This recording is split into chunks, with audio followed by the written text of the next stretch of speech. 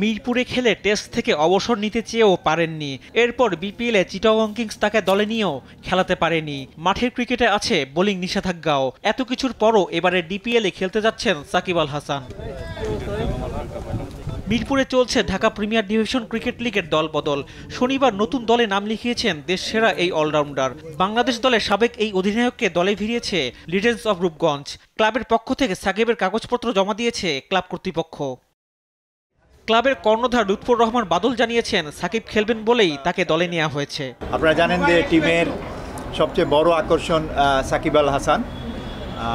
আমার সাথে কথা হয়েছে, ও আমেরিকাতে ছিল। তো ঘরের ছেলে ঘরে আসতেছে, এটা হলো সবচেয়ে বড় নিউজ। সেজন্যই তো নেওয়া, তাহলে আমরা নিব কেন যদি নাই খেলতে পারি। রাজনৈতিক পট পরিবর্তনের পর হত্যা মামলা সহ একাধিক মামলা হয়েছে সাকিবের নামে। চেক প্রতারণার মামলায় গত মাসে গ্রেফতারি পরোয়ানাও জারি হয়েছে তার নামে। ক্লাবের চেয়ারম্যান জানিয়েছেন ক্রিকেটার সাকিবকে তারা দলে নিয়েছে। আগামী মাসে সাকিব বোলিং অ্যাকশন পরীক্ষা দেবেন। আমরা রাজনীতিবিদ সাকিবকে নেই, আমরা খেলোয়াড় সাকিবকে নিয়েছি এবং সাকিব একটা দেশের সম্পদ।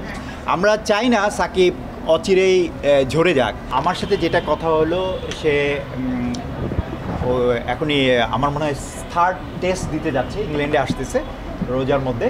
ওই টেস্টে একটা কোচও নিয়েছে ইংল্যান্ডের, এবং সে কোচ এগ্রি করলে সে আবার পরীক্ষা দিবে এবং পরীক্ষায় পাশ করলে আমার ধারণা আমি বাংলাদেশে সে খেলতে পারবে।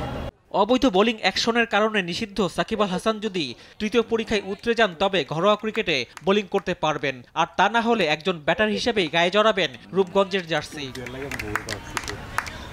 দল বদলের দিনে লিটন দাস, এনামুল হক বিজয়, সাদমান ইসলাম, মুমিনুল হক, ইমরুল কায়েস টোকেন সংগ্রহ করেন।